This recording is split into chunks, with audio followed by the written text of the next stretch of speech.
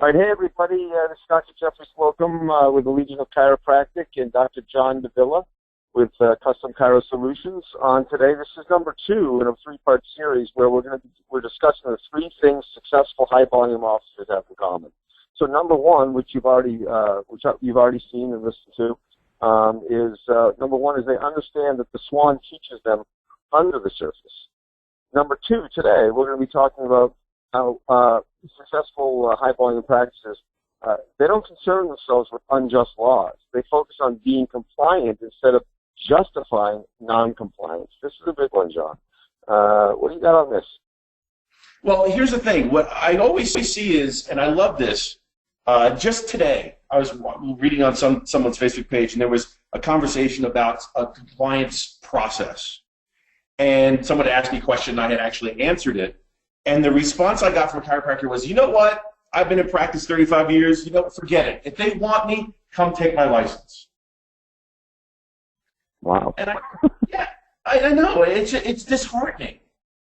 It really, really makes me sad because there's only one person that I've ever heard of that changed the world or even their community from a jail cell. And that's Nelson Mandela. And it wasn't Nelson Mandela going ahead and typing this on Facebook today. And that's the part that kills me. I mean, if you're that really good at what you do and you're that passionate about what you do, then why not do it correctly? There's no pride, there shouldn't be any pride in being, quote unquote, calling yourself principled, yet breaking the law at the same time. How can you be a principled chiropractor but not be principled in business? I never quite figured that one out. So when I talk with chiros about, worrying about this stuff, they worry about stuff that has nothing to do with them running their practice. And if you listen to the first episode of this, Jeff was saying, if I just do what I've got to do and I play the game correctly, I can practice without having to look over my shoulder. And this is exactly what I'm talking about. It's knowing what you're required to do. Now, one of the biggest ones I get all the time is, well, that's unfair that they don't pay for us to maintain the patient, but they pay for this, and they pay, insurance pays for Vioxx, or insurance pays for long-term pain medication, or insurance pays for heart pain or heart medication. And listen, stop worrying about it. It's irrelevant. It doesn't matter. One of my favorite stories ever, I was talking with a friend of mine who does what I do and for home health, and he calls me up and he says, hey, listen, there's a guy in town where I used to practice. He's a pediatrician. He goes, he wants to talk to me about business. Now, this is a guy that, my kids have never been vaccinated. They've always been adjusted. They've never been sick. They never had any problems at all. Never. And this pediatrician was mad at me the entire time because I never took my kids to see him. And he's the only pediatrician in the small town I was living at the time. Oh, how come you ever take your kids to the pediatrician? What's wrong with you? Well, my kids aren't sick. And they're clear, so I have no problems with them. I don't know what your issue is, but it was this big thing. So when I left out of practice, I found it really odd that all of a sudden now he wanted to talk to me. So my buddy sets it up, and we go to lunch one day, and he sits down and he says to me, he goes, just curious, how do you guys get out? And I'm like, get out of what? He goes, you know what, there's another chiropractor who was in town here for a little while, and he got out of business, and he sold his clinics and moved on. Now you're here a couple of years later. You've done this for 10, 12 years. Now you've sold your clinics and you moved on. I'm still here. How are you doing this? And I laugh because I'm like, listen, Doc, you live in an antebellum house somewhere in South Carolina with an avenue of oaks that's a quarter mile long. Don't tell me how poor you are. He goes, no. How do you get out? I'm like, why? He goes, because I can't get out. I'm still stuck here. I'm trying to make it all work. Yeah, do I make some money? Yeah, but I can't find a way to get out of all the compliance and everything else. How'd you do that? And I'm like, what do you mean? He goes, well, I'm just curious because I was reading, I wonder if this is true, that Medicare only pays for adjustments for you. I said, yeah. So they don't pay for x-rays? No. They don't pay for your exams? No. They don't pay for therapies? No, not at all. I said, no, that's exactly right. He goes, man, I wish that was me. And I said, why? He goes, because if that was me, I'd make my millions and get out of here already. I'd be done. I go, what are you talking about? He goes, almost 90% of what I do in my office, I do at a loss because Medicare pays me less than what it costs to actually do it. And it floored me. It floored me because I got chiropractors that want to get more into the medical model. Oh, they won't pay me for exams. It's unfair. And they won't pay for this, and they won't pay for this. They worry about the stuff on the other side of the fence that has nothing to do with them.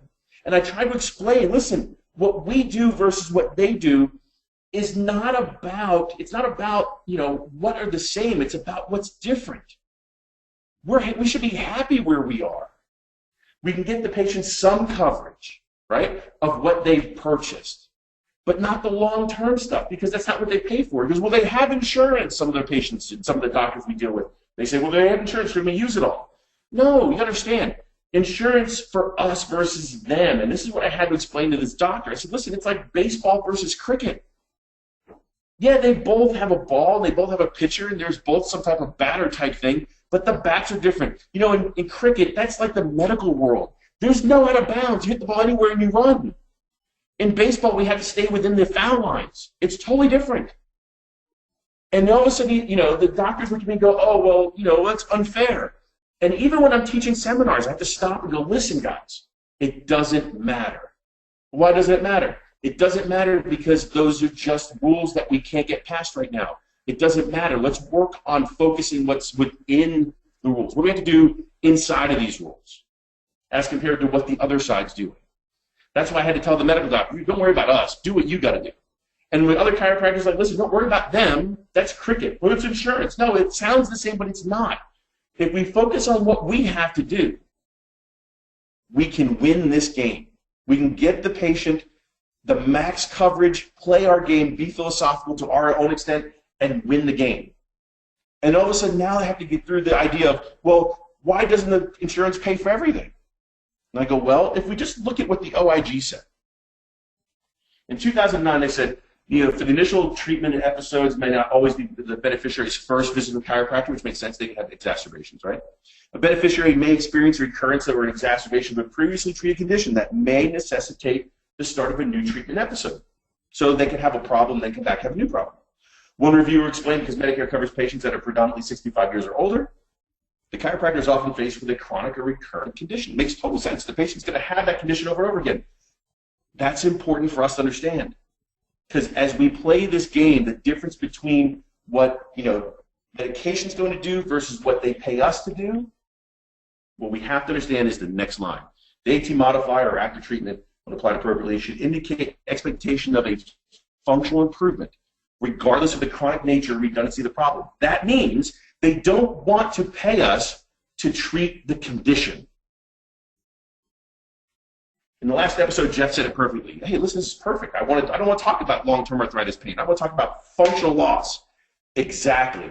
Here's what the OIG says specifically. We don't want to pay you to treat the patient's condition long-term. We only want to pay you when the patient's functional loss has been, is documented and you can show improvement. This is how you play the game. Now, if you take this and then you come up with the big question. The big question is, well, does it make me right to adjust subluxations? Is that the right thing? The answer is yes, totally. Once again, I want to make you right. Just like the last episode, I want to make you right. Why should you be adjusting these patients? Now remember, I'm talking about reimbursement from a third party, not whether you should be adjusting these patients. Two totally different things. What I want you to understand, DD says, universal intelligence. There's universal intelligence in all matter, continuously giving to all its properties and actions, thus maintaining it in existence, giving this intelligence its expression. We have to continue to adjust the patient who has a subluxation in the long term. That is what we should be doing. Why? Because if we don't, then this is what it looks like. Any amount of subluxation left untreated causes more. It makes it worse. Same thing from the left of this picture to the right of this picture. Whatever we don't get rid of the cause, it's going to kill the situation. And that's the reason why, what I want you to know from a compliance standpoint, don't worry about the other side. Worry about what we have enough work to deal with on our side. And if we look at the biological spectrum of how this all works, right, take it back to what we do, it becomes really simple. A lot of people talk about, it's hard to talk about the patients with difference between dis-ease to ease. That's not the case. I don't want to talk about that. What I want to talk about is back to ideal functional wellness. Strength says it perfectly. It talks about depth at one end, to ideal functional wellness at the other. This is perfect for us to explain to patients what they have coverage for. Because what we need to get through to them, why they need to be adjusted long term, is because their subluxation is always present. It's always going to be there. Why? Because the upper cervical docs have it perfectly. It's called a pattern. If they have a pattern, it's always there. And that subluxation, only when they break pattern, they come back and they adjust again. So what we have to understand is that the subluxation is always there, but how do we deal with this from a billing standpoint? How do we deal with this to understand it all? It's real easy. The first thing is to understand. First thing we have dis-ease, or death, the way Strang says it. Then the patient goes through a state of flux. Then they get to the point where they max out the top of the curve, and that's ideal functional wellness. This is perfect. And as we all agree, the patient eventually has something go wrong with them. Why does the patient go back down again? They go back down because of universal force. That's it. The outside causes us to go back down again. And then we have to bring them back. Now, here's the thing. What does insurance pay for? Right? Versus what we want. What we want is to get the patient to wellness care and keep them there. That's our overall goal. But the insurance company, and here's the new phrase that I want you to use, is understand the insurance company's goal is only to stabilize them. Stabilization. That's all the insurance company wants. Once the stabilization of their symptoms has been reached, the patients are done. That's it. So if we focus on what we've got to do here, the good news is none of this has anything to do with my long-term goal for the patient. My long-term goal for the patient is to get them well and keep them well. Mrs. Johnson, unfortunately, your insurance only pays to get you to become stable subjectively. That's it. See, if we worry about the other side of the game and we forget what we're actually required to do ourselves, then we start getting into conversations we don't need to get in and arguments we don't need to get in. If we just deal with what the subluxation is and maintaining the patient at the most optimum level, we can tell them exactly how much their insurance is going to cover, yet still go ahead and act as chiropractors without dealing with it.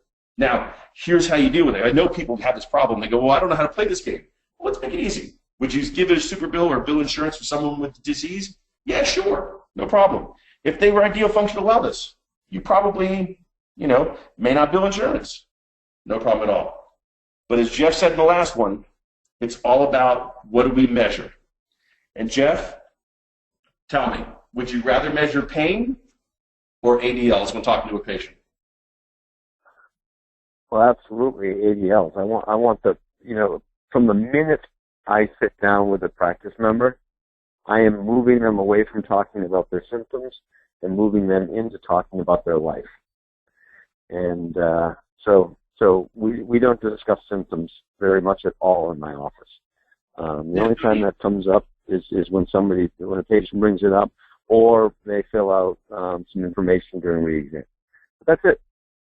That's it. That's simple. And if you play this game correctly, the beautiful part is this.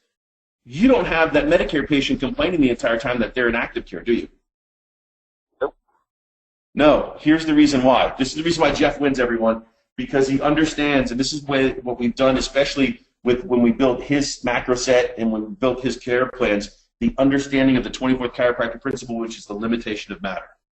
You see, if we understand the patient's only to get so well and stay there, and that's where wellness takes place, then if they're not going to get any better but they still have a complaint, that's usually called some type of, not disability, but limitation.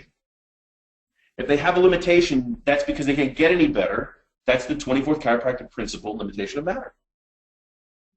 And if that's the case, it also allows for the conversation, which we talk about in our practice a lot: physical, chemical, mental, emotional stress. That the body's either moving in a direction towards wellness and optimal health, or sickness and disease. And we talk to people about it all the time, and we say, look, chiropractic adjustments and checking for subluxation and removing nerve interference isn't about how you feel, it's about how you function.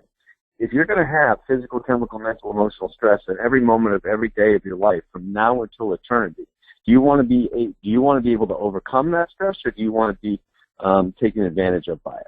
Well, because that's a really good conversation to get people to realize that there's different phases of care. One, we're actually looking at treating a condition that condition is called subluxation and the manifestations of subluxation which brought them in. And then long-term wellness care is a different condition we're looking at, and that's a condition of vitality, of optimal well-being, full expression of health, and a full and determined life, right? So what you're saying, Jeff, is this next slide, actually. You're talking about separating your total care plan into two components. Yes. The patient's portion versus the insurance portion, and still being able to sell the patient or explain to the patient what their goal is, or what they're, what we're actually selling them long term, which is actually, this right here. My goal is this. This is going to be out of pocket cash, and this is going to be insurance. And if we do that correctly, you don't serve two masters here, do you, Jeff? This is my goal for you, and whatever you have here, you have here. Whatever you have here, you have here. But this is what I think you need to get you to ideal functional wellness and keep you there. Yeah. We help people understand that the role of their insurance, if they do have coverage, is really just to manage their disease. The role of chiropractic is to manage their health. So, and we show them there's two different phases, or in our practice, three different phases of chiropractic that they'll be able to participate in. So that's how we define it. And nobody, when you ask somebody, now, would you like to only use your insurance going forward and treat disease, or treat the symptoms of disease when it shows up, or would you rather regain your health and maintain it over time? And then we also let them know that it's much more costly long-term for their pocketbook and their life for them to continue to work in a more medical model, which is wait for disease to show up, treat it, wait for disease to show up bigger and badder the next time, try to treat it again, wait for disease to show up, which will be chronic and we'll never get rid of, and try to manage it for the rest of their lives. When you put it that way to somebody, they're like, well, yeah, no, let's use my insurance for the first part, and then let's move on, for the rest of it. And you know Very what, simple. gentlemen, that is called what I define as 1+1 certainty. So the reason why Jeff can make that decision is because he make that conversation, to have the patient make that decision, is because of this. You see, when we worked with Jeff to bring him through this process, it had to be that him, his staff, everyone on the team had to be on the same page to help the patient understand that this is all about the square peg in the round hole. But here's the thing. A lot of people think chiropractic is the square peg, and the medical model is the round hole. But that's not the case. See, what Jeff did was this. He told the patient, Mrs. Johnson, the square peg is what you need. This is what your care plan is, because I want the best for you, you want the best for you. Unfortunately, your insurance is only going to cover this small amount. Now, the reason why this works is because Jeff understands that him and his doctors and his office are the drivers in the situation. The hammer that beats down this peg through that round hole, that is who they are. That is their intention. Why is it their intention? Because they understand all the pieces that get sloughed off to the side are patient liability.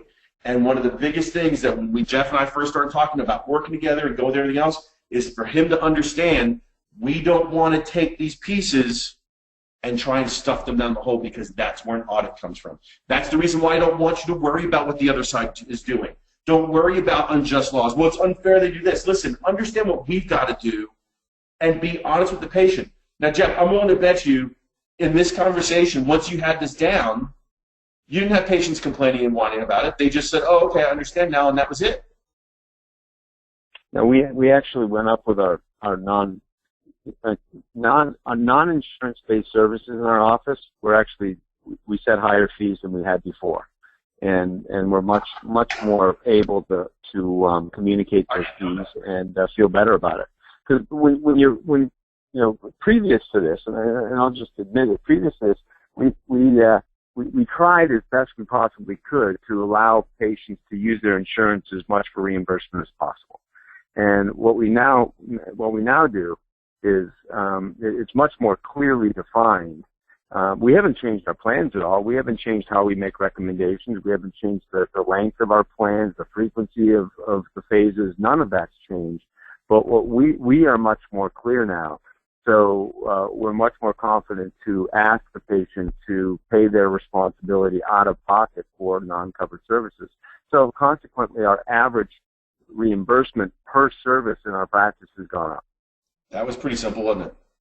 Yeah. Well, I wish I had more to add to this section. Understand what you're selling, figure out exactly what it is, and you're done. And patients will understand. Listen, how many patients do you know go to McDonald's and go, well, you know what, can I just pay 75 cents for that hamburger? No one does. It doesn't work that way. It doesn't work that way. And they know what they purchased. They know what they've got. Anyway, so that's perfect. John, thanks for being on, and everybody.